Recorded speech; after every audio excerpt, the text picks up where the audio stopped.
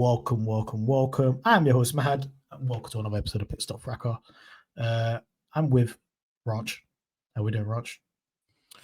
All good. Football manager's been announced, so we inside, baby. We inside. See, look, F1 manager, you could have had this, Mo. You packed it in too early. You could have had this. You could have had the streets buzzing like Football Manager. But anyways, I'm here to review the United States Grand Prix. And a very jam-packed weekend. I won't say it's exciting, but a lot of things happened on the wider scale of things in terms of the F1 Championship and what's going to happen over the next 5 races and a couple sprints. But I think we're going to take a different approach today on today's race review. We're going to just kind of look at things in a broader view. We're going to look at the teams. We're going to look at the Drivers' Championship, what's going on there, and we're going to take it like a bird's eye view in the context of what happened in this race and what's going to happen in the future. Firstly, we're going to have to speak about the most important thing right now is the driver's title. And are McLaren throwing it away? Verstappen is now 40 points behind Oscar Piastri in the title. He was 104 after Zandvoort. Norris is, I think, 12 points behind or 14 points behind Piastri. And Piastri still leads the way. Piastri says he's comfortable. He'd rather be in his position than the other two's position.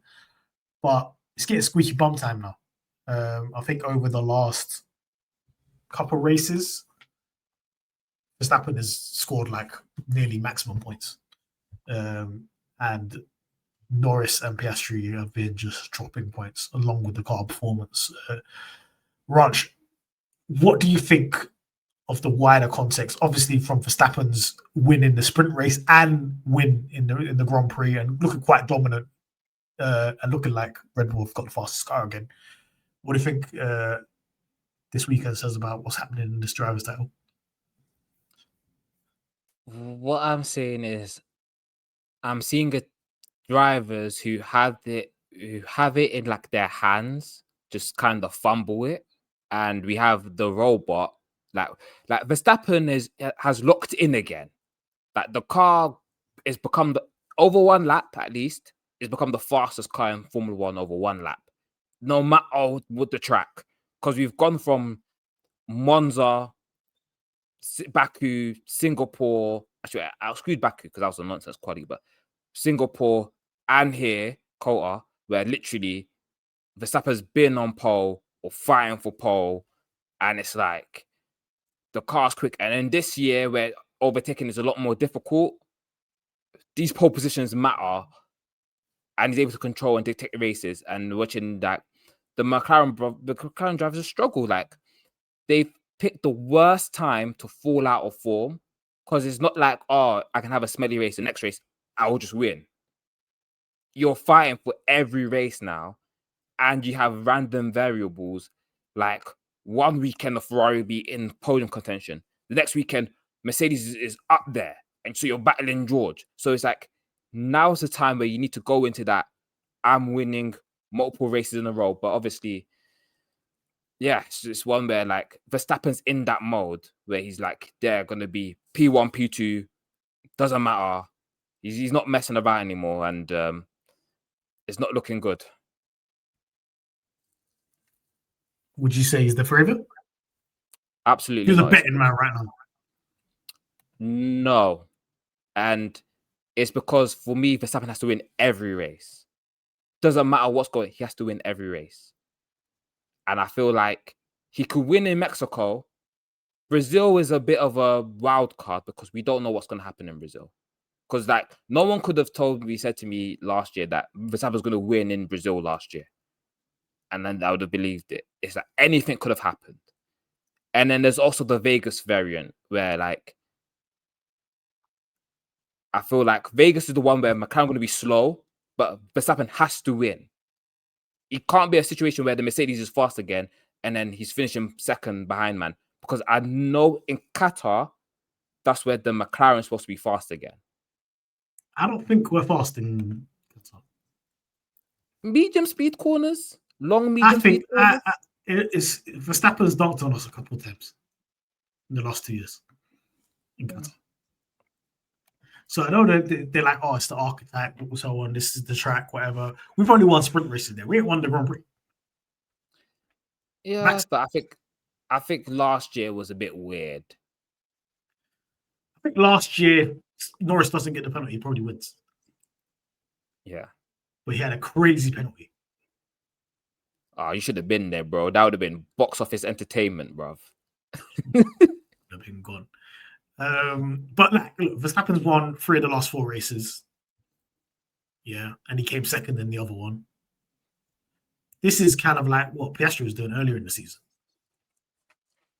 And if we look at, like, let's say for Piastri now, Piastri's won 2 of the last 1, 2, 3, 4, 5, 6, 7, 2 of the last 7 races. You get me? Yeah. He needs to win soon. He can't. I know people are saying, "Oh yeah, he's got the league coast out." One of these 5, he's got to win, bro. Oh yeah, I agree. Because if he doesn't, he's either going to lose it to Verstappen or he's going to lose it to Norris. Because you can't coast now. Like, you coast to P6s and DNFs. Can't do that. Yeah, because I think it's kind of funny because I think the pressure's finally getting to him, but in a way where it's like, how can I say before Norris had his failure in Zandvoort, they were both under pressure, so it was kind of fine. But that engine going away for Lando has just turned his attitude to, I don't care. I'm just gonna go for it. And that's what he's saying in the interviews as well. He don't care. Yeah.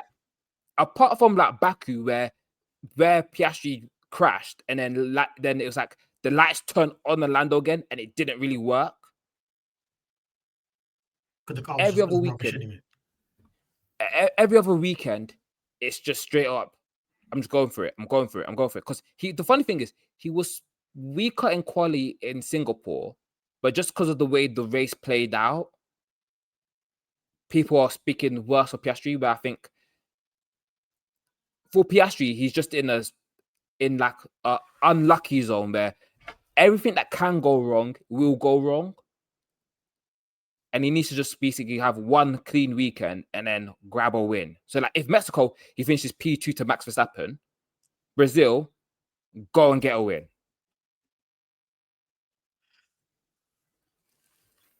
You're asking for a lot, man. The problem is, yeah, they've brought an upgrade in Monza, Red Bull, yeah. Since that time, McLaren ain't been chatting to them. And when I mean not chatting to them, I'm talking about, I properly think in United States, Norris had a faster car, and Norris and Piastri had a faster car than Verstappen. They just didn't win the race. Same at Singapore. I think Norris and Piastri had a faster car, and you don't have track position because you're not doing jobs in quality. You know what I mean? So if it's marginal now, and you actually compete with other people around you, we're kind of back in the situation they were at the end of last season, where like you have to grind out wins, man. When it gets tight, because Ferrari were there, Red Bull there, Mercedes was there, it was tight at the end of the last season, and people were grabbing wins at left, right, center, right? When there's more people to grab a win, the McLaren boys are less likely to grab a win. And this is the problem, right? So I feel like the race that we just had was kind of reflective of last year. When there's bare man that are fast and they're doing their thing, and you're even a little bit off, you're P6, bro. And this is what happened this weekend for Piastri. Like, if you're a little bit uncomfortable or you're just not there, and you haven't got the fastest car, you're finished. You know what I'm saying? And look, Piastri's got last 4 races, 1 podium. This can't run. We've seen this move before, bro. You can't be title leading, championship leading, and putting in 1 podium in 4. It's not looking good, bro. And Verstappen, Verstappen went AWOL for like the whole, just before the summer break. Then 4 races before summer break, man went AWOL, bro. He went around. So for him to be clawing it back and being around again, yeah, it's looking spooky, bro. It's looking spooky because they don't have the car advantage they had at the beginning of the year. People are going to say McLaren, oh yeah, why are you not upgrading the car anymore? They shouldn't need to. Should be wrapped up. You had the fastest car up until Zandvoort, bro. That's 15 rounds. You should have built a buffer and done what you needed to do, but neither driver did that. So No, but the thing is, they built a buffer, but they've been so bad that the buffer's just disappeared. So it's not like, how can I say it? In Monza, they were 2 and 3. So it wasn't that deep. In Baku, it was DNF and P8 or whatever, P7, P7. P6. P7. That's not good enough. And then the car, I will say this in that race, that car was diabolical, bro. I won't disagree because I was there and in a straight line, it wasn't doing nothing. And then that pit stop just kind of fried Norris's race. Yeah, because he would have got maybe P4. Yeah, because the damage was done in qualifying, where like if you were in, so put it this way, everyone that had a bad qualifying, like were completely out of place, suffered, and then a man that qualified okay, scammed the result. So Russell qualified okay, scammed the P2. People that qualified well signed got a P3. Verstappen won the race. And that is on the drivers there, like, you know. So I can't. All right, let's look at the form book right now. Let's look from Italy. The last 4 races, yeah. So round 16 to round 18, round 19. Verstappen win, Azerbaijan win, Singapore second, sprint race first, United States Grand Prix first, United States. Right. This is stellar form. This is what he does. This is what he does. He was doing this shit in 2021. You get me? Norris, he got P2 in Italy, got what, P7 in Azerbaijan, he got P3 in Singapore, P2 in United States, and then obviously DNF in the sprint race. So he's collecting a decent amount of points, not as much as he should be, but still collecting points, if that makes sense. Italy for Piastri, P3, Azerbaijan, DNF, we already spoke about that. Singapore, P4, United States, P6. Piastri is hemorrhaging more points than anybody here. Yeah, but I think, how can I say it? Okay, excluding Azerbaijan, and then it was just Kota, which has just been like, I feel like Italy, he wasn't on pace. He was nowhere. He was nowhere, but he was still like in the top 3. So he was nowhere relative to his teammate. Yeah, but it's like, but like you're still the position behind your teammate, so it's like it's not as bad.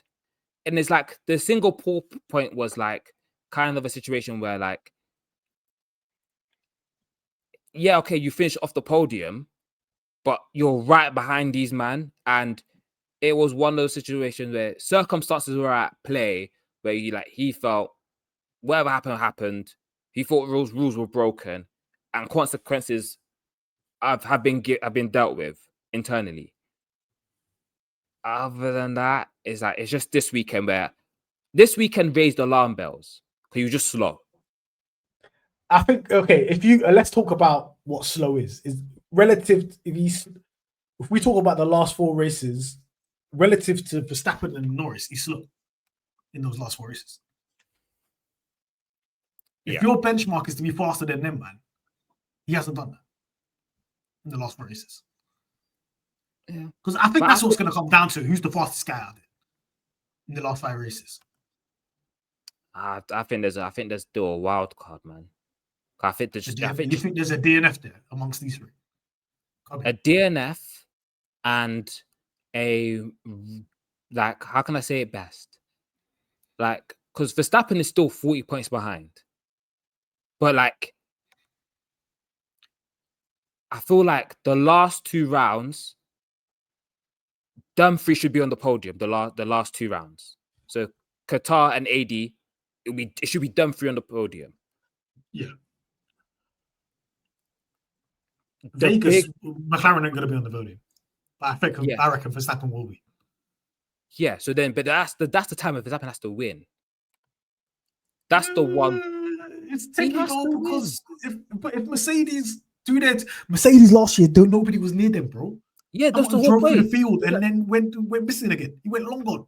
P2. Yeah, but that's the whole point. The whole point was like, if he doesn't win that race, that's where like because if Piastri finishes P2, then has the stinker in Vegas, but Verstappen doesn't win, he might be able to hold on. The thing is, they won't.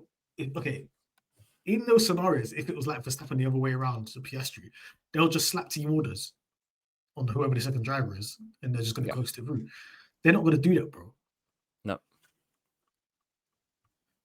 And the thing is, let's say next race Norris gets within single digits, it's never going to happen. No. If it's single digits, it's never going to happen. So, and next race Mexico, Piastri isn't particularly good at Mexico. I'm gonna be real with you. You know what I'm saying? So he's gonna have to show something. He's got to show it to people. This is the way he has to just do a madness. Yeah. I think he's the one that can just end all this talk, you know what I'm saying? Or he's got to hope Norris and Verstappen crash into each other. Or he's got to hope that there's a random cook session by someone that just claims a win. Takes a win, yeah. Yeah. Like so last year, it was Sainz who just did a mad cook session in Mexico. Yeah. The maddest cook session. If let's say Lewis Hamilton does a maddest cook session in Mexico and wins the race, suddenly it changes everything because it's like there's less points for Verstappen to just close the gap. And yeah, look, Verstappen. Okay, I get your point about what you just said earlier. Now I understand because Verstappen has to win races. He's got no choice. Yeah, Norris doesn't technically have to win races. No, Norris can literally do what he just did last race and just keep doing it. Just take 3 points here, 4 points there, so on and so on. But I think now Norris has been ignored in the conversation. It's just happened in Piastri now. That's the dialogue now in the media and the dialogue in the public. I think he's being put to the side now, Norris. Which is silly because we've seen one DNF changes everything. And it's one where I've stood by this, like a DNF changes everything because it's like, boy, the points are too easy to win. One DNF we haven't seen that might happen. Nobody's even talking about it. Verstappen and Oscar could crash into each other. Yeah. That could happen.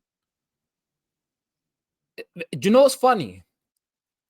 I feel like in wheel-to-wheel combat, Oscar, like, if he's not lost his head for some reason, he's been very conservative. So, like, he left space for Lando in Singapore. When at the start of in the sprint race, where he made, I call it his error, but it's just because that was aggressive though on his part. No. It was aggressive, but more aggressive on Lando's part because he got a better start than Lando. Was alongside. They both tried to break to go around the outside. Then Piastri saw that Lando was going deep, and he was on the inside.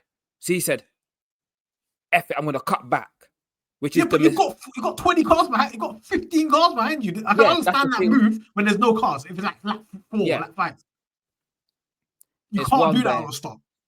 It's one where I think it was one where he just like. It's one thing where I say, because I said this about when it happened with Russell and Sainz years ago. I was like, cutbacks and coal in turn 1 is just a recipe for disaster. Yeah, you're gonna get cooked. But there's somebody dive bombing somebody else behind you.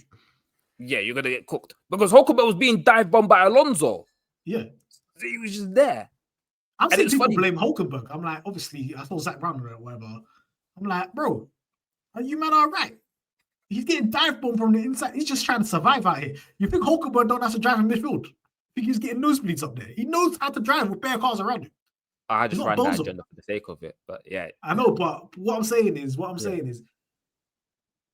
Piastri did, he it was a move of thinking nobody was there. And I think he was driving just reacting to Norris because he's thinking, oh, right, Norris breaking deep. Because he assumed Norris is going to be conservative. I think the funniest part about it is, do you know who summed it up really well? Russell on the other side. He was like, oh, I broke late thinking I'm going deep. I'd see the two McLaren boys just go deeper. Then I see one cut inside. I was like, So I think they both were just like, Norris. I think if the touch doesn't happen, Norris would have got away with it. He could have kept the second. And then he got clipped at the end because of this concertina effect. But I think this is what I'm saying. I pay attention to language in it. Yeah, I've been watching Piastri in interviews since summer break. Yeah, the guy doesn't want no beef, bro. He don't want to make no contact. He's being very, very conservative. He's trying to protect his lead. He don't want to make no will to will, whatever. You know the kind of stuff that he was doing in Hungary and Austria. He don't want to do that now. He's trying to say, if I get a DNF, I'm smoked. And he's very aware of it. So the people that think that Piastri is the more like the aggressive one, whatever, you're not going to really see that character for the remaining races. Do you know why? Because the other two guys have got more to lose. They don't give a shit. Right? And Norris is not really in that mode of Norris. Not many people have seen Norris in the mode of not giving a shit. He's just like, fuck it anyway. I don't care. I had a DNF. You know what I'm saying? So, and you know how Verstappen is anyway. Is he going to give up position if he's going wall to wall with Verstappen in the next couple of races? Piastri? Because he don't want damage. It depends. Is he going to go life and death if he's in those scenarios with another driver? Is he going to go wheel banging with him? Who knows? It depends on the driver situation. If he knows the car slower than, let's say Leclerc in Monza, he's going to do his thing. Yeah. Does he do the move that he did to Leclerc in Monza to Verstappen? I don't think so. No. I think Verstappen pushes him out wide. Verstappen in his head is like, this guy needs to hold a DNF. You know how Verstappen is. We watched this guy. He'll try to coax this guy to a DNF. He's even trying to do mind games in the media to get Norris and Piastri to crash into each other. He's like, oh yeah, forget papaya rules, whatever. You see the talk he's talking. The man said, if I was in a McLaren, I wouldn't need papaya rules because I would have a points gap. Man is slandering both drivers at the same time. I think people buying it and eating it up. I'm like, bro, your teammate is Yuki Tsunoda and Sergio Perez. Don't give me no rubbish, man. Don't give me rubbish, man. And the times that Perez was ahead, guess what? Team orders. Don't make it difficult.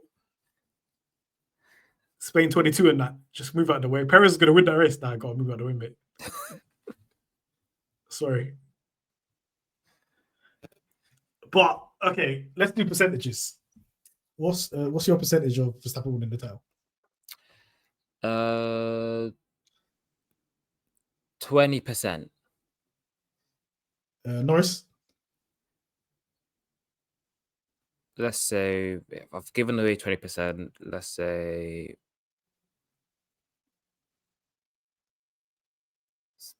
35. And then the rest. 45. Yeah, actually 45. Because if you got the points there and you just get one win, it I can understand those percentages if the gap between Norris and Piastri was 40. What? Sorry. What is the gap? Sorry, did it cut out? 14 points. I'm checking the standings right now. Hold on. The gap between Piastri and why the hell? Give me the standings, bro. Sorry, any audio listeners. So Oscar Piastri is on 346. Lando Norris is on 332. So that's 14 points difference. And Max Verstappen's on 306. So that's 40 point difference. Right? Verstappen not only has to overtake for the Norris, he has to overhaul the Norris point halt, which is more than a race win. He has to overhaul Piastri as well. He has to. Verstappen can't do this without DNF. I know people are saying that he has to win out. Obviously, I don't think it's realistic. He's going to win out. I'm gonna keep it real. Neither do I. Which is what is the people are talking about win out, and then he finished second in Singapore immediately. Singapore Singapore was like my saving grace. I'm damn like, because I really people don't understand. You know, if Verstappen wins like the championship, yeah, he gets added into like, put it this way, he gets added into the GOAT talk conversation, like in the point of right now, I can dismiss it. I can be like, nah, you don't really meet my criteria or like whatever. This championship is too. If he wins it, this championship is too crazy to kind of dismiss him. Where I have to be like, if you call him the GOAT, I have to kind of be like, whatever. I can't argue aggressively against it. I just have to be there. What if you say just Norris and Piastri mid? Because one would argue last year's championship, people are rating it, but then man will just say it's Norris. What are we talking about? This is like going against Damon Hill. I didn't rate last year's championship like that. To me, people are rating this last year's championship.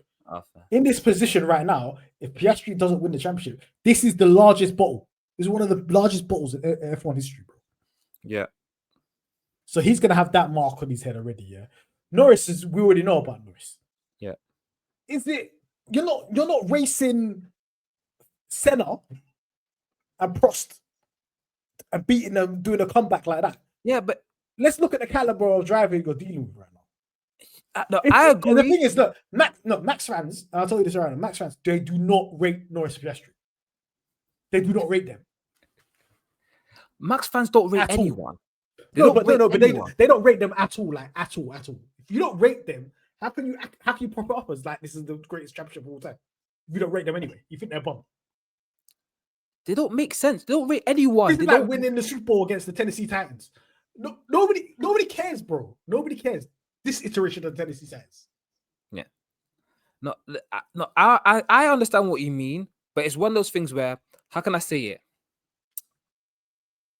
It's like, even if you think these men are mid, just doing something like this is kind of nuts. Especially if he was to win out. It's not like, oh, I just got over the line. It's if he does it in style. So he won out when the car was finally good. Yeah, finally had the fastest car. Yeah, is that the angle? Because then he's looking at Norris wrestling. Oh, this is how you do it. Even though Norris and Piastri won like 12 of the first 14 races. Yeah, it's one where it's one of the things where you just sit there and go. Especially it's 5 in a row as well. So it's not even like he'll be matching the record of how many championships won in a row. If Norris or Piastri had Tsunoda as a teammate, the titles would have been done. Championships. The fact that they had to share those 12 wins at the beginning of the season. This is, I think a lot of people. This is just more of a general conversation about Formula One, yeah.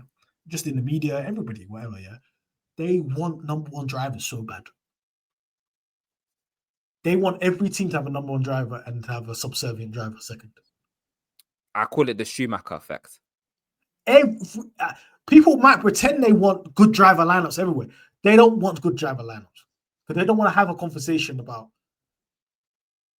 having a competitive team and how that changes. Do you know what they want? They want a Hamilton Rosberg where your number 2 is credible, but the number 1 is just better. Yeah, but some might feel that way about Piastri and Norris. I don't, man. This season's. My logic here is obviously the people that think Piastri is clear of Norris, like clear. You have no explanation for the last 2 years. Even now, yeah. What if I told you right now, yeah, that Norris is beating Piastri head-to-head in races.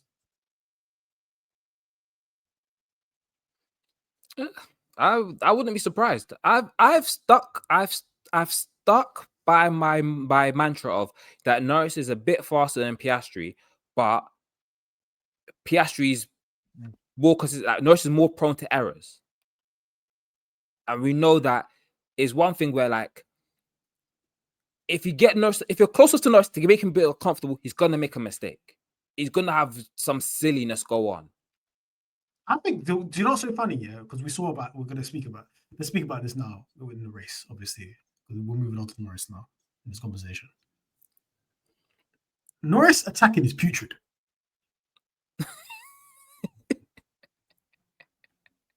But I think Norris defending is very, very good. He's holding his position. It's very, very, very difficult to get past it. But people don't really see that, right? And it's quite uncommon that you're better at defending than you are attacking in Formula 1. You know what I'm saying? But this guy, same post move over and over and over. Do you know? It's do you know boring, man. It's boring, man. Do you know what it is? Because he doesn't think. So defending, like, you don't have to think too much. You're just reacting to like what the other person's doing, or like going into corner going, if I'd go here, so I'll just do that and do what annoys the other person. Whereas attacking, you have to think about what you're doing. And he just doesn't have the capacity to. He's a bit. I don't know. No, he's trying to do what he's trying to do what he's doing defending. Yeah. Like, let me just do it in the moment and see what happens. When you've got to kind of set things up for. Do you know what's so funny, yeah? What he did to overtake Leclerc at the beginning, at the end, was what he should have done in the first place. And it took him a whole Grand Prix to think it through. We saw this earlier in Jeddah. Remember Jeddah earlier this year with Hamilton? Yeah. Why did it take you 3 laps to think through that this guy's doing this DRS thing? No. The one was, Miami, when passing Max Verstappen, him v Oscar was so different. But Oscar was baiting Max into doing stuff and then went through. Yeah, but he baited him.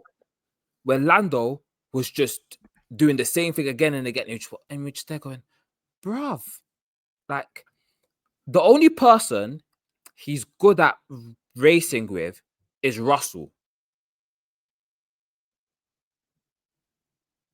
Other than that, the rest of the top guys, it looks ugly all the time. No, when I was watching in midfield, he was good at racing Alonso as well. When it was 2022. Yeah, but I think it's different. It's different when you're like at the front view, when you're in like the midfield. Middle of nowhere. Yeah, it's like. Yeah, but look, this is what I'm saying. If my life was on the line and I need Norris to overtake, I'm dead.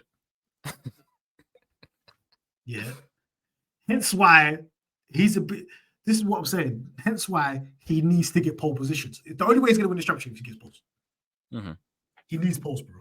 Because last year, how do you get 8 poles? 8, 9 poles, whatever. He's getting poles for fun. And that was the whole reason why you collected so many points in the first place. You know what I'm saying? Right now, he can win a championship just grabbing P2s. Just being consistent that way. You know what I'm saying? And now things are kind of leveling out where whatever pace advantage you had, you got it back over Piastri. Yeah. You know what I'm saying? Like, I would say the Red Bull pit wall was probably thinking, thank God Leclerc was holding them up. You know what I'm saying? Even though it's funny because people will say, oh yeah, Norris should have won the race. Norris won't get bust Verstappen. Yeah, it was. Norris would have had the pace to close whatever 9-second gap it was. He would have got it down. He would have been right there, and then he wouldn't have overtaken him. It would have been anti-climax. You know what I'm saying? Yeah. So he's finishing P2 regardless. The funny thing is, because it's very much that Norris didn't have the capacity. So you know when George tried to overtake Max in the sprint race, and it was just like he just said fuck it though. He cooked his tires though by doing it. He was on used tires. He was cooked anyway. Yeah, but he said fuck it. I'm cooking them even more. He basically said to get past Max, you got to go bang. Yeah, but that's what did Sainz do last year in Mexico? He just bang. He was rattled. Verstappen was rattled. He didn't expect it. He was like, what? That's how No, you but the get thing is, past. Norris did that. Norris did that last year. Remember when they first ever raced each other properly? Was Yeah. Austria. Yeah. He was dive bombing the shit out of Verstappen. Verstappen was getting rattled. Norris dive bombed this guy bare times. And then the time he went on the outside, yeah, was the time that the collision happened, right? But Verstappen was disrespected. Verstappen felt disrespected. Like, why is this guy diving? He dive bombed him in the sprint race the day before. And then in the actual race, when they caught him, he dive bombed him like 3 times, bro. Right? Dive bombing rattles Verstappen. Even if you don't pull it off, just the sheer audacity of it. He's confused. He said on the radio, yeah, he's just dive bombing me, man. Like, what are you talking about? This is racing. You know what I'm saying? But you got it right in terms of you have to surprise him. You have to just go back immediately. You either go bang or you have to set him up. You have to fake it. That Piastri was following around. He didn't even attempt to overtake him once. So let me just bait this guy. He didn't even go around the outside and put his car near him. The thing is, Norris is like, calm down, I'm gonna get some. He's too eager, bro. You can't make a move every single time. Just like chill. You know what I'm saying? Then do something. But yeah, it's a major. I don't know how you. It's a major flaw, bro. It's a major flaw. Unless he's gonna be slap it on pole and then drive off into a distant speed merchant. It's spooky. He could probably win championships doing that if he gets the right car. But yeah, Sebastian Vettel, man. That was his MO. Just slap it on pole and drive off. And Norris, somebody has to advise him that this is the only way, bro. Just pattern quality. Forget about being fast in the race and stuff like that. You need to pattern quality immediately. Because you having the same amount of poles, or even less poles than Verstappen now, is not acceptable, bro. I don't mind that as much because I'm there. Like, you're splitting the poles with your teammate because your team is competent, that, bro. No, but last year, Piastri was never getting a sniff on pole, bro. Yeah, but I think Piastri took a bigger step in it. It was going to come. Yeah, but this year now, apart from the poles are tailed off Piastri. Yeah, but I think that's partly just because he got in Zandvoort, then Monza wasn't happening. Baku, I don't know. Singapore, you weren't getting pole. Kota, he's not knowing it. Kota was a stinker. So it's like, we'll see in Mexico and Brazil. So if in Brazil he got pole in Zandvoort because of a toe, bro. Yeah, but it was like you were within a tenth of your teammate. They were within a tenth of one another. Yeah. So it wasn't like he was like a tenth or it was a tenth. They were next to each other. All right, give me one before we move on. Give me one prediction that's going to happen between Verstappen and Norris Piastri in this title running. Or do you think the media's guessing it and Verstappen's not in this? Verstappen is on the periphery, so it's like he finishes one. He has one stinky race. It's over. It's over. Simple as that. It's over. So, yeah. If he has one collision, one little P6, it's over. I don't want to hear media saying his name again. It's over. Yeah.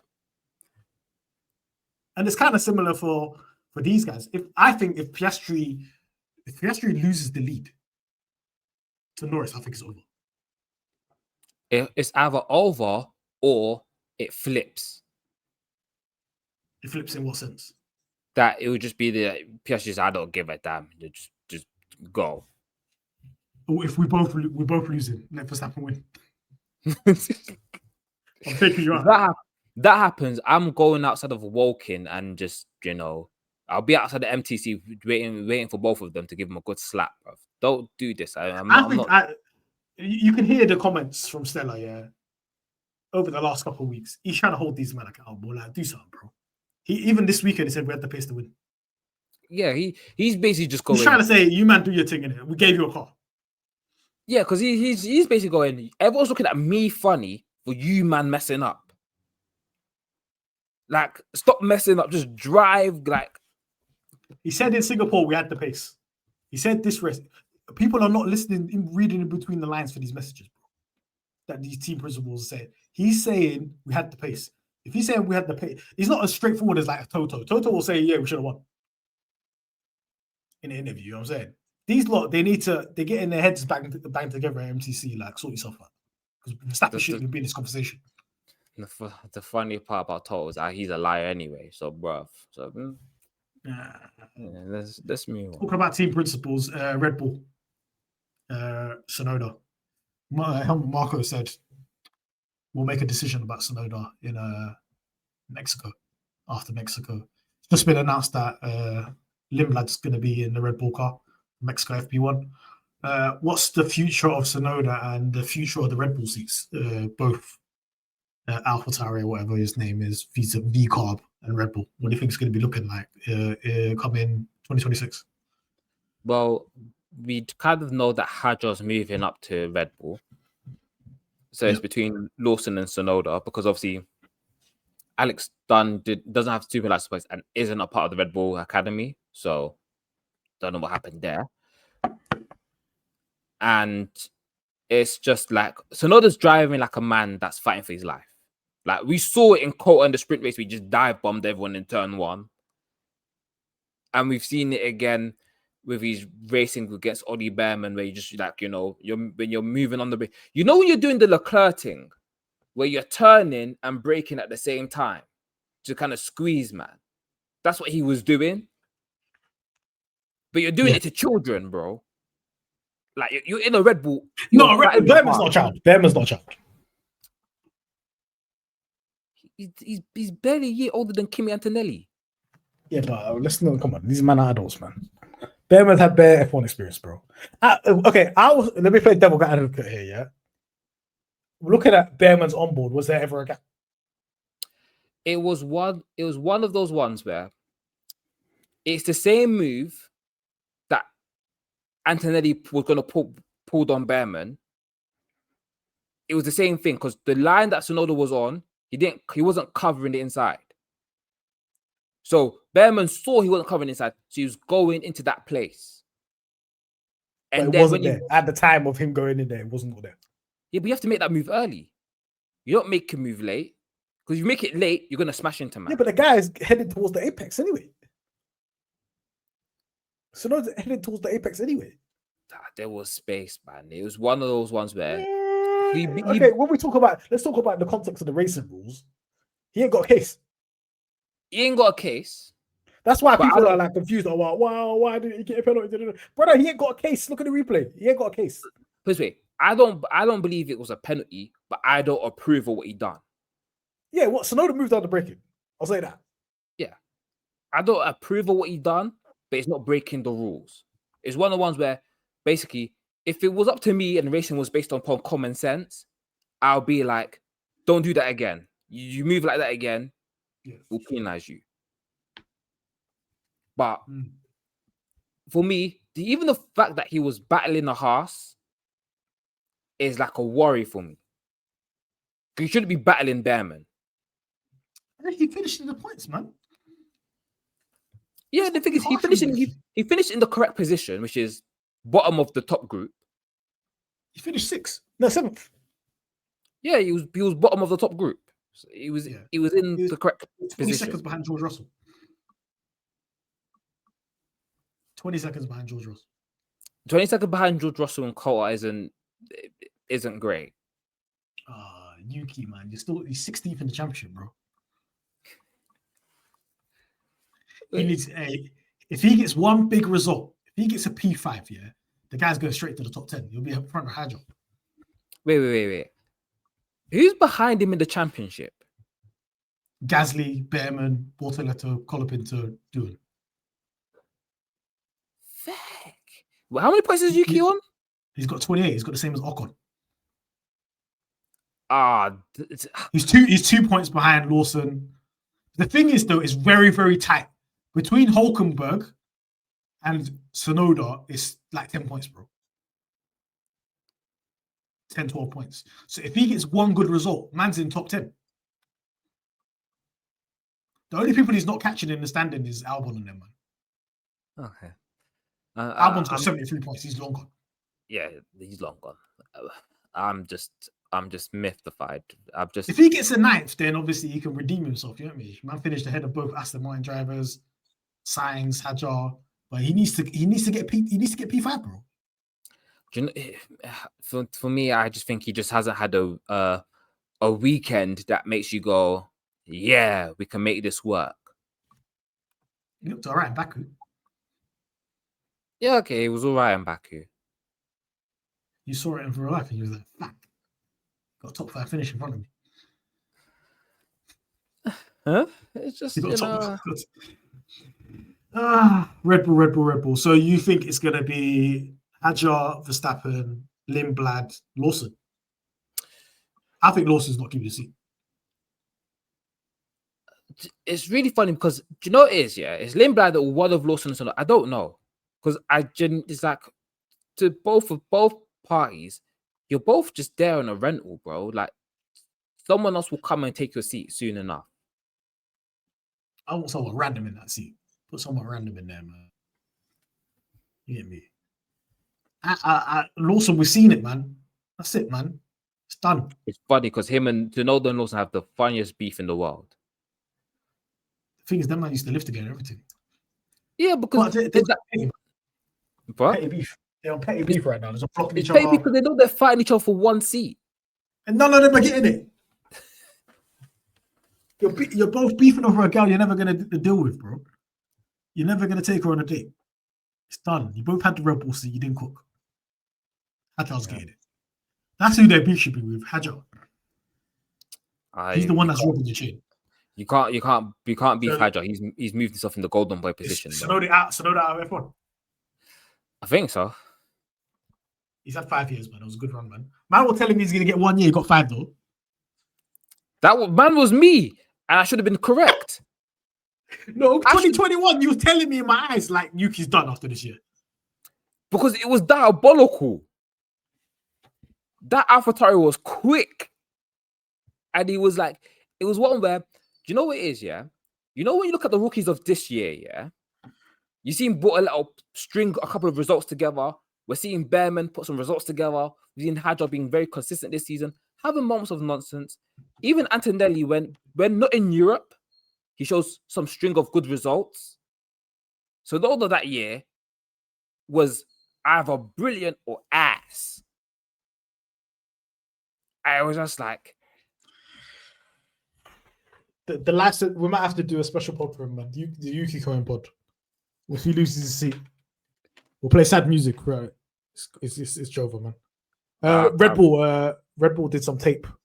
They're moving tape as well.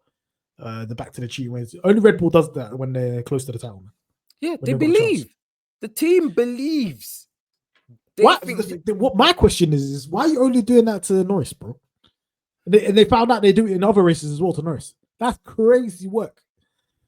Because why are you targeting this guy? You're just rattling him. You're like, fuck this guy. Because they believe that Piastri's mentally attuned enough, whereas Norris has more vulnerability just based on reputation. This is a reputation thing rather than what do you call it? And I think they think also that Norris is more likely to win a race. What could they've seen Norris win a race in front of Verstappen, like overtake him and win a race? They haven't seen that with Oscar, apart from Miami, obviously. Yeah, apart from like Miami and Saudi. Yeah, Saudi. Yeah, but like now it's like, yeah, we haven't seen it for like moments like now, so it's like okay. We'll play the mind games with Norris, but like that's the sign that the team believe. When they're doing nonsense, they believe. So spooky. Ferrari. Weird weekend, man. Just weird season in general, man. When we talk about Ferrari, like the car is just up and down. It's all over the place. We've had votes of no confidence, votes of confidence, like it's FM for Sir. The actual warfare between Leclerc and Hamilton fans. As a Ferrari fan, how's this year gone for you? And what does the next 6 races look like for you? It's been terrible. I'm dealing with the two most emotional fan bases in Formula One. And they just run and say anything and contradict themselves. And it's like It's like you have to tell everyone, take a touch and just take a look and watch things race by race. Don't look across the season. Watch race by race. Because Singapore, they were terrible. I'll put my hands up and say we were terrible. Baku, we don't know because Leclerc crashed the car. Like, we literally don't know how good Ferrari were because Leclerc fucked qualifying. Hungary, the team made a mistake, but like we're in the mix a little bit. Zandvoort and Monza, they were faster than Mercedes. And then this weekend, they learned lessons from past mistakes, did the tire preparation correctly, had the ride height set up correctly, and lo and behold, we get a podium. So it's like, but your fans are still beefing because why was Hamilton racing Leclerc? Why was Leclerc holding them up? He could have got Norris. So like I say, in the sprint race, what Leclerc did was unacceptable. Yeah, because you went off the road, you dirtied up your tires, and then you're defending hard, like shoving Lewis all over the shop. Like, bro, just shuffle behind. Just drop the position. Like, you messed up. In the main race, this one where Ferrari needed to make the call. Once Norris got past Leclerc, just basically get the call of, if Lewis Hamilton is coming by, don't fight it. Don't fight too hard. Because you're pitting anyway. You pitted anyway. So it's like, but the funny thing is they got Leclerc strategy spot on in the end. Yeah. And no one's saying that. And Leclerc did a good drive. Ferrari got tarnished with the brush of being idiots. Yeah, but it's annoying because they don't get credit when they do things correctly. And then when drivers mess up, the team get blamed. So Baku, no one talks about Leclerc messing up. It's the team got blamed. Yeah, but I think that's just in general about everything. I think only drivers that people do not like get heat. Yeah. This is true. Let's keep it honest here. Yeah. When drivers when we spoke about this even off stream, yeah. When drivers have stinkers, but people like them, people ignore it, bro. Or they try to say it's the team, fam. Yeah. You know what I'm saying? The drivers that people don't like, even if it's the team's fault, they're like, no, the driver had a stinker. Yeah. We're living in an age of people just living off emotions, isn't it? You just said you got the two emotional fan bases.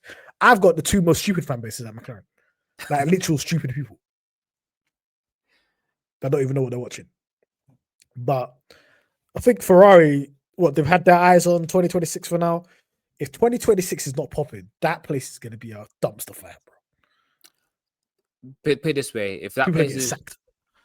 Yeah, people getting sacked all over the shop. The thing is, people have already been getting sacked all over the shop. That's what people not understanding. It's like you hear a report of someone leaving Ferrari, bro. That means you're not hitting targets. People are angry at Fred. Don't blame Fred if man are missing targets, bro. But Fred's getting a vote of confidence. You know what that means, bro? Yeah, because he's there going, I'm getting a vote of confidence because you can't do your job.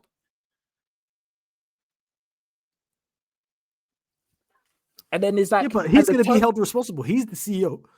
Yeah, it's one where he has to just hold that, but also just when hiring people, these people have to come in and do the job properly. But obviously, when he's just going to bring Ross Brawn back and Todd. He's done, man. He's a family man. It's over. It's too late. Get these men in as consultants, man. It's done, man. One more glory run, man. That was the rumorville in 2022. They were talking about bring John Todd back, yeah, and then we got all heard his nose, and then we saw what happened.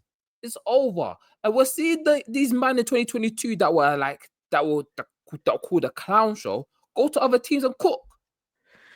Sauber look good this year. What's the odds that Audi's going to be better than Ferrari next year?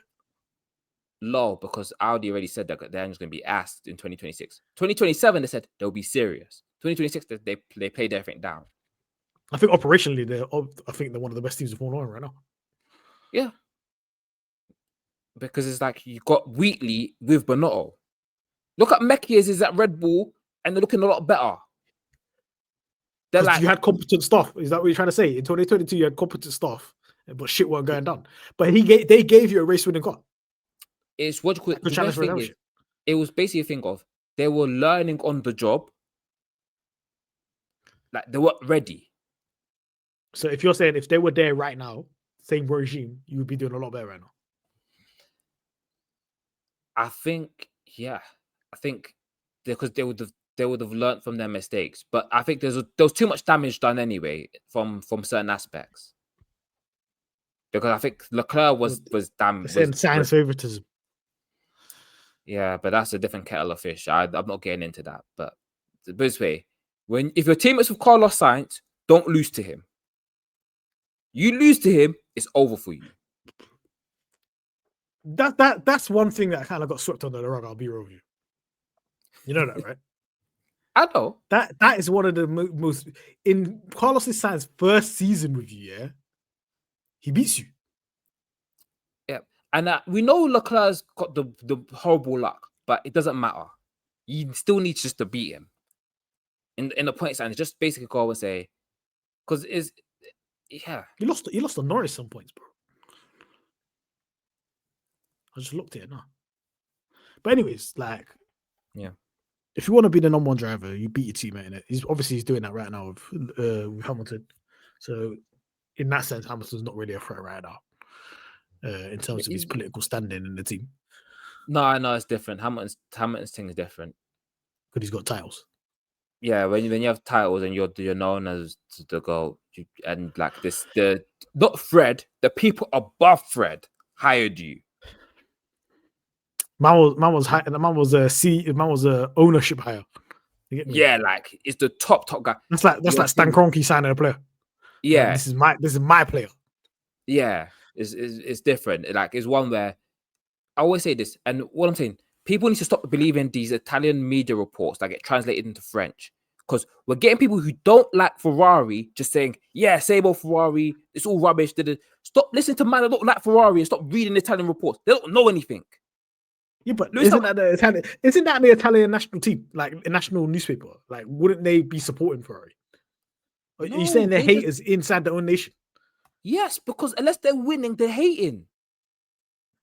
I hear it. So it's like the Spanish papers of Barcelona. Yeah, it's gonna one hold thing a negative review. They're like people going, "Oh, they're not listening to Lewis Hamilton." Brother, we have 24 races in a season. Operations cannot change in 2 weeks. It's gonna take months for things to change operationally. You have to check the old system, remove stuff, and put new stuff in. It's gonna take months. They're racing every 2 weeks, and when they're not racing every 2 weeks, there's like a shutdown. Like there's no time off. There's not 2004 where you had a month off and you come back and Michael Schumacher's done like 10 billion laps of testing. It's not like that anymore. We're 2020 doing them midnight laps. You can't be doing them no more. Yeah, they don't exist no more. People have to accept reality. McLaren have pit guard issues, not getting fixed till 2026. I was just looking at the pit stops now. Norris had the first slowest stop. That wasn't a penalty. Exactly. And it's like this. They said it's not getting fixed till 2026. Stop looking. Stop reading these articles about it and saying, people are being ignored. Don't worry about it. Just keep it pushing. All right. Next, your boy's got a job. Russell, new contract announced with Kimi. Kimi wasn't really announced. Am I bugging here? I didn't see no post about Kimi himself.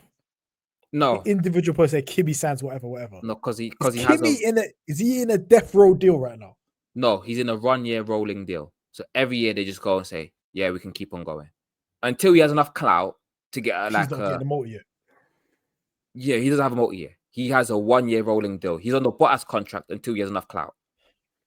Because but that at least give him a post, man, saying an individual one. That's Pete, bro. They gave him. He had to tag on to Russell's thing.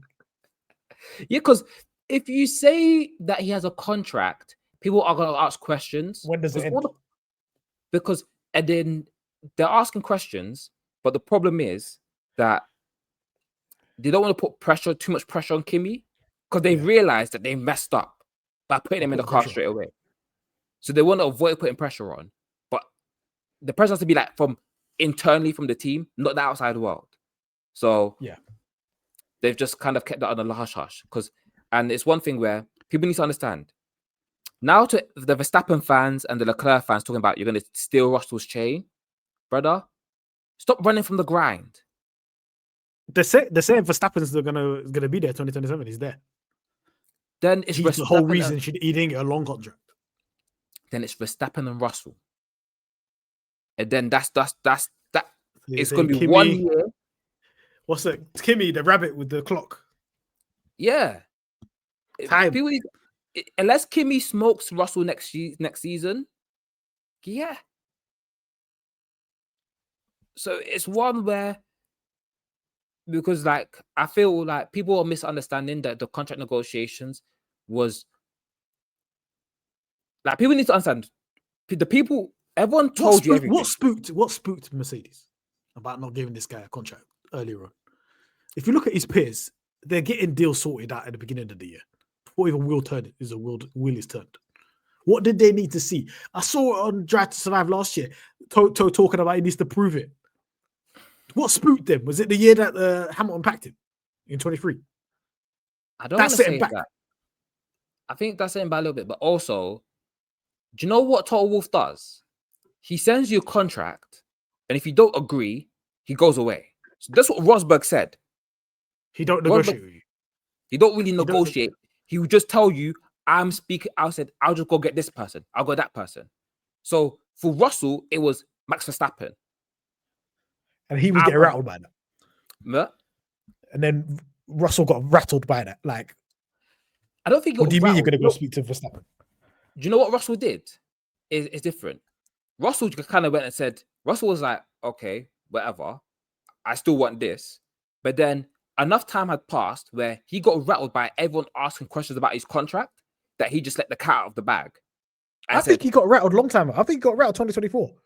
Now that Ted Kravitz has said that was staged when he was beefing him, I think it was dead. I think he went to Toto, give me a Connie. Toto said, no, I'll go get Verstappen. And then that was like, fuck this, I'm going to go after Verstappen. No. Do you know what it was with the Verstappen thing? The Verstappen thing was, because Verstappen talked to the media and Russell didn't get a chance to say his side, Russell doesn't like that. He likes controlling narratives. So he went and said, I'm going to come next week, control the narrative, and lay into man and say, he basically told Verstappen, don't keep my name out of your mouth. Okay. And then obviously, because no one will talk about Russell again, because they know he'll go do his research and chat about you. But I feel that with the contract negotiations, he just kind of went and said, I'll let the whole world know. And then to let the whole world know, then everyone went and went to, you know how Verstappen, Red Bull were like, oh, Verstappen has no clause in his contract, to everyone knowing the exact details of the clauses in his contract. We know everything now. Yeah. Because Russell said, Toto and Max are talking.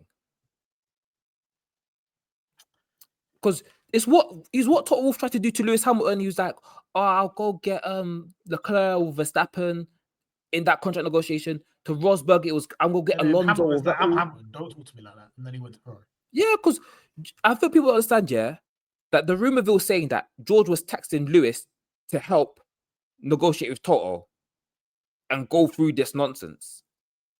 Because Hamilton used to go through it. Yeah. No, do you know what? So low-key, I used to remember, even throughout the Mercedes years, that Toto used to drag out even Lewis's contract on the joke, man. Bro. Just negotiating, talking. I remember that. In 2017, 2018, them times. 2021, Lewis Hamilton signed a contract in January for 2021. Yeah. He's just become a 7-time world champion. Whole of COVID. Man just won the championship. That's why I was like to everyone, calm down. I was like, when I heard the rumors of Russell's wage, I said the contract's done. We're talking silly stuff now. I think Toto's will pull the trigger though, and get someone bigger. Yeah, he will. He'll either sign a Leclerc or Verstappen. or even a Piastri. I think he will grab a Verstappen. The other ones depends on what happens. I'm So talking about replacing Kimi, if you get what I'm saying. Oh, replacing Kimi, yeah. I think if one of them men are available and Kimi doesn't kick on, you just do it. You just be like, oh yeah, Kimi, just go over there for a second. I'll get a Williams seat. Yeah, Cadillac seat or something. It's funny, man. But everyone was doing a lot of talking. Because I remember people were like, "Oh, it's only 1 year deal for Russell." All the reporters were going, "It's a multi-year deal. It's a multi-year deal." Then Russell kind of confirmed, "Yeah, it's a multi-year deal." Well, I was read the press release because the press release is by Mercedes. Who do people think the press release is from? Do they think it's out of thin air? Do you think it's from a random media outlet? The press release is from Mercedes. So if the press release says multi-year, it's multi-year. I don't think it's funny because who do people think the press release is from? And then they were questioning. I see them questioning the journalists online. Like, what do you mean? This is bad journalism. Where do you think the journalists got it from? They got it from the press release. It was embargoed. They got it from the press release. Press release, and they have people on the inside that just tell them little snippets of information. That they got links with Bradley Lord and that. Like, let me know what I got. Yeah, I'm like, you man don't. There's a reason why these men don't slander people properly, because they got links to these men. So you can't be like, oh, call these man rubbish, and then be like, yo, can you tell me the news on the contract, bro? Don't tell them to F off. All right, talking about telling people to F off, Pirelli. Well, I'm just going to say one thing right now. We just watched a race in Kota. Yeah, Kota's got a very, very abrasive track. Yeah, very abrasive track. We've just seen a one stop from small, from medium. So I said small, softs to mediums. This is some of the most diabolical. I don't think you understand. We said this at the beginning of the year. Me and you was on a pod with somebody else. I said, yeah, Pirelli is impacting races more than you know. You think it's the drivers, you think it's the teams, you think it's the regs. It's Pirelli. Pirelli are impacting races more than anybody you know. You think the races? We've just watched Singapore and Kota back to back, and they stunk. And they stunk, bro. And Mexico been stinking. The only bit of entertainment we're gonna get this year is probably Brazil, the Qatar, baby. Pirelli have too much influence on the outcome of races and what people are doing. They try to say, "Oh yeah, the track's gonna dig these tires a lot, whatever." Why bring a hard that's nobody's gonna touch, and everybody's gonna do the same track strategy? Why is a soft even doing 20 laps? Soft should be doing 10 laps max until it's absolutely too slow to even be running with. Pirelli is a criminal organization that is actually impacting. I'm saying it's like 60% of what's happening in the race is due to Pirelli. It's that high now. And if Pirelli fuck up the tire compounds, the race is done. But Raj, tell me what you think. No, I agree. It's thing they did this thing where they try to do gaps between the tires, and then there's like a gap between the medium and the hard tire. But the problem was that the hard tire was slow, but it degged like the medium tire. So there's no grip. And the hard tires degging. So everyone that was on the hard tires were fighting for their lives. And everyone just like, they saw how bad the hard tires were like, we give up. And then they saw Leclerc and the soft tires doing all right. And we're like, oh yeah, this can work.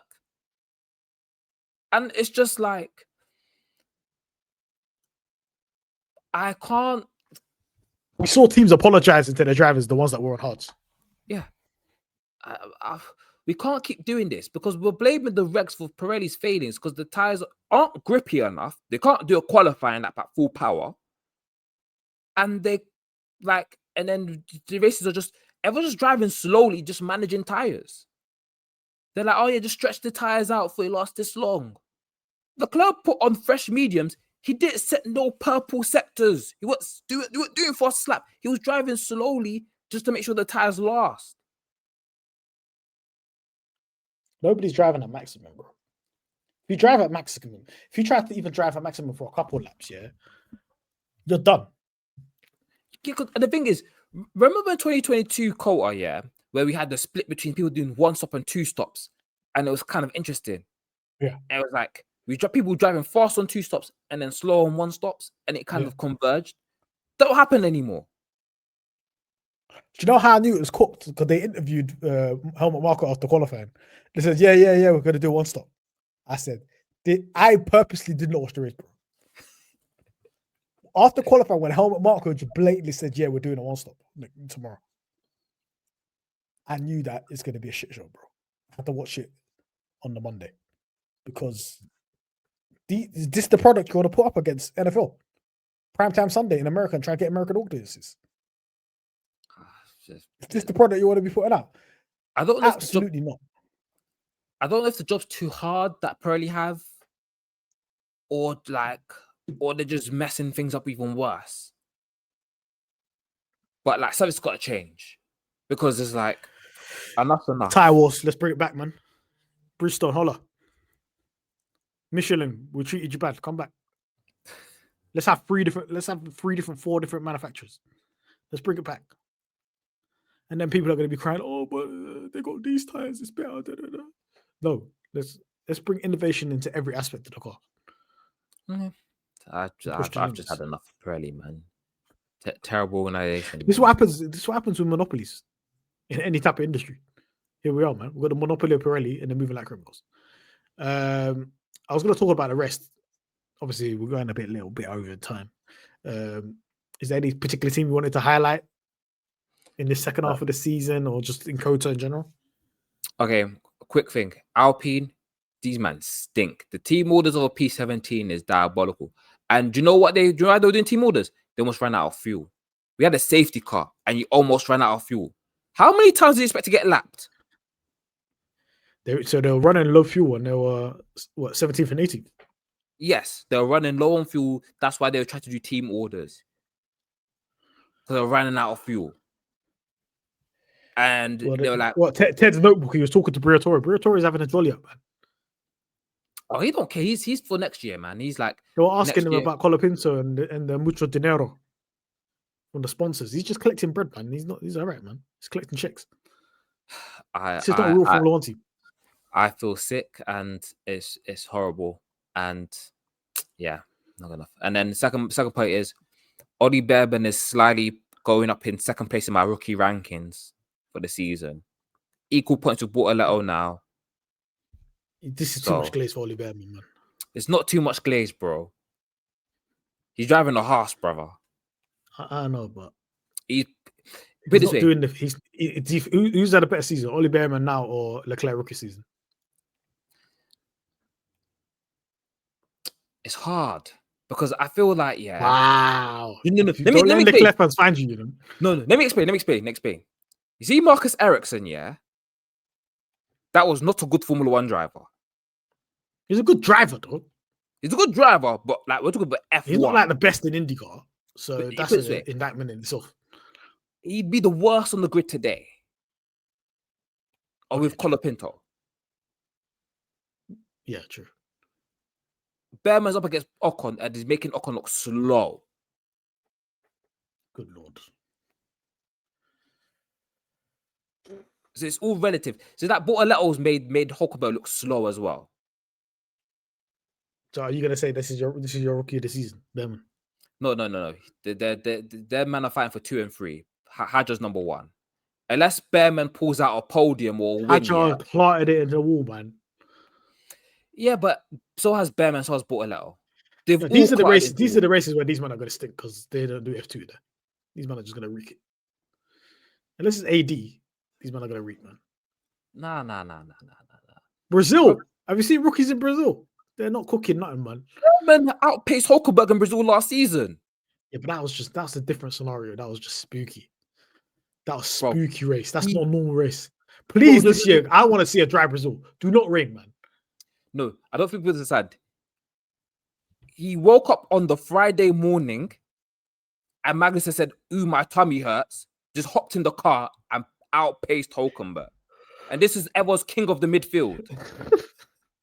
You got Hulkenberg agenda. I've clocked you though. Yeah, because he's not that good. Is he the worst driver? He's bottom 3. At the end of the season, we're going to do our rankings of the drivers. Is he bottom 3? He got a podium, He's not bottom 3, But it's like the best way to put it is the standard is so high that you can be a bottom 5 driver, but also you could like finish on a podium or win a race. Yeah. Unless you're Pinto or Doohan, I don't think anyone is that bad. All right. Is Perez and Bottas going to be better than these, man? No. All right. They're not going to be bottom, though. They're not going to be the worst drivers in the grid. They're not going to be the worst drivers, but they're just like, put it this way. I've seen enough in Hadjar, Behrman, Antonelli, and Bortoletto to kind of say, like, in a normal dry race, I'll pick those guys over you, man. Okay, so who's your pick for the weekend? Driver of the weekend. I know you're gonna say Leclerc and you're rattled. No. I'm not rattled about picking Leclerc over it because it's like him and Max were like the two standouts to me. Yeah. Hulkenberg was kind of up there as well this weekend. He did Finished eighth, and the sprint race wasn't his fault. So, yeah, he packed him Bortoletto. He smoked Bortoletto. It was a bad weekend for Bortoletto. But yeah, I'll say Leclerc. It was a good weekend. I'll say Verstappen. This is a Verstappen weekend, man. This is a 2021 weekend, 2023 weekend. Absolutely cooked. Because even if you say, "Oh yeah, but Norris should have overtaken Leclerc sooner," Norris won't overtake Verstappen. Yeah, but even if he overtook Leclerc immediately, he's not overtaken. It's done. The second he finished that start and put it on pole, it was wrapped up. Stink of the weekend. Alex Albon, who finished 14th. I don't care that he was on hard. Him in qualifying just not good enough. And like, put it this way, while you have more points than Sainz, there's none of the star performances that they're going to be there. Like, no one's going to remember this. People are going to remember Sainz on the podium in Baku. They're not going to remember anything you've done this season. But he's clear top 7, no, top 8 in the championship. Yeah, but I need more. I need a standout drive. I need that one. He could have got a podium in Imola. Yeah. I bet money he was going to get a podium in Imola. You know how fuming I was when he was getting batted up by Leclerc? I was fuming. He's not a money respecter, man. I don't rate man that don't respect money. Carlos Sainz is the one that DNF with the most stinkiest move of all time. I know. And he's my nominee. I can't lie. The village drivers. Man, how bad? You know your move was bad when you get penalty next race. You know your move was bad when you're holding a penalty next race. You're a big boy professional smacking a teenager, bro. Also, honorable mention to Lance Stroll for that move on Ocon in the sprint race where man said sorry mid-accident, bruv. Yeah. Because that's his boy, man. That's if I crashed into you. I'll be like, oh, sorry, bro, man. I didn't even know it was you, Chris, bro. I know. The thing is, I know Ocon was livid, yeah, because you know when man's head like his helmet's just down, yeah, but he knew it was Stroll, so you can't. That's my boy. I can't even do this. I can't even say that. You can't be. It's like the same thing where that Yuki does when he talks about Gasly versus when he talks about Lawson. Lawson is like, this fucking guy, he's in the way again. What's wrong with him? When it's Gasly, the Alpine was in the way. Oh, no. What's the name? Sainz does that for Lando. Oh, I don't think Lando saw me. Lando blatantly impeded him. Oh, I don't think Lando saw me. You know what I'm saying? But I don't want to say that crazy. These men are so funny, bro. Yeah. But yeah, Sainz is my stinker of the weekend. You get me? We're gonna see how the season develops. I'd actually never. So Piastri's your pick for the championship, yeah, for the remainder of the season. Yeah, he'd be my pick for the championship. And if he doesn't, you're dropping all stocks. You've had enough. It has to be done. Like, this is a generational stinker, you know. Like, no, I'm looking at the rankings, yeah. Because I said this. I said this a while ago when he had the big boy lead. I said, if you bottle this, bro, you can never sit on the big toy table ever again. No, I don't even care if you win 2 championships. I don't give a shit. You can't sit on this table. bro. He gets removed from the club from like you know how I have the club of like let's say the top 6 drivers. I have to just remove him from the club. You can't sit in that club anymore. You can't come back. No, the only way he can come back if he goes to 2024 and wins 24 races in a row. At that point, I'm like, fair enough. Well, if he win next year, 2026, new regs, just dunks on everybody. Dunks on everyone, just wins every race. At that point, that's undeniable. And if Verstappen wins, we're locking off the pod. Wow, but I will be able to die. Listen, I've got some cheeky money on Verstappen when it was very good odds in Hungary. So I had a little flirt on that. So I'm winning either way. I got my championship. I won, man. I'm good. I got my constructors. People are asking me, oh yeah, people are trying to go and bait me about Piastri and Norris. I do not care, bro. I'll keep it real with you. I do not care. I got my championship out of it, bro. If these men want to throw it away like how they tried to throw it away with Eddie Irvine and that in '99, go ahead. Go ahead.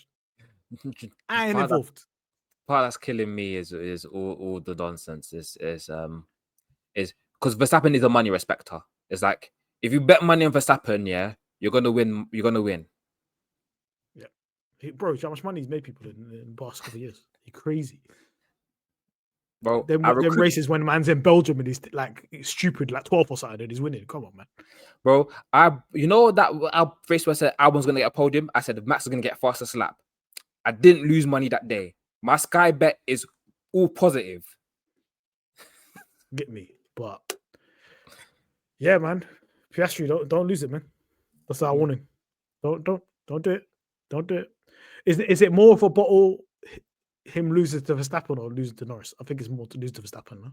Oh no, Verstappen is just the bigger bottle. But if Verstappen wins, they're both bottles. They're both bottlers, and yeah, Zach Brown will start looking at their contracts and thinking, how can I get rid of these, man? He's got exit clauses on both of them. That's why I think I'm seeing tweets like, oh yeah, McLaren will be nothing without Norris. Oh yeah, McLaren. I saw one tweet the other day. McLaren need Piastri more than Piastri needs McLaren. I was like, are you all right, bro? These men will get dashed away in 2 seconds. Are you all right? Are you crazy? If Verstappen knocked on the door and he lowered his wage demands, are you crazy? These men are out the door. These two, do you see the way they talk to the media? They talk very carefully about the team and stuff like that because these men ain't got no job security, bro. Oh yeah, you know the second thing as well. You know how Russell's now the 3rd highest paid driver in the grid, yeah. Yeah. There's a reason why Toto Wolff did that. So he can get paid more than Verstappen and Norris. No. Get paid more than Norris and Piastri. Could they get 20 more? Yeah. So that McLaren are not as active to go and grab man if things go wrong. Because now you're getting rid of Norris or Piastri, and you're getting a man that's getting paid more money, and you're not gonna come down in wage. Unless you're getting the Uber rocket shit.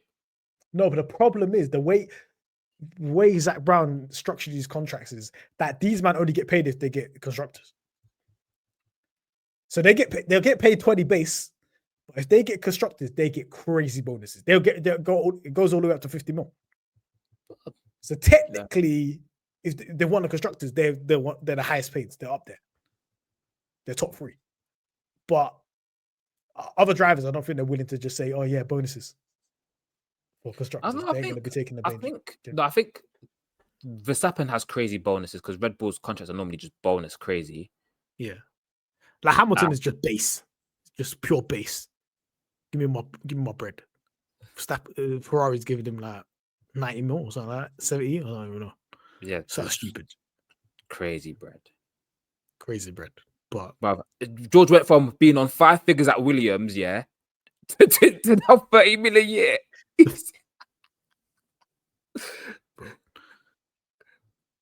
5 figures. Man's an account manager.